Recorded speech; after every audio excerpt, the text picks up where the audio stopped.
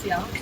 Seat எப்படி இருந்து தொட்டு பார்க்கலாமா கேட்டா. அதனாலதான் நீ உட்கார்ந்தே பாரு, நிச்சயம் உனக்கும் ஒரு நாள் ஃபியூச்சர்ல எப்படி நான் வரப்போ அதை போட்டோ எடுத்து அனுப்புறேன். தேங்க்யூ.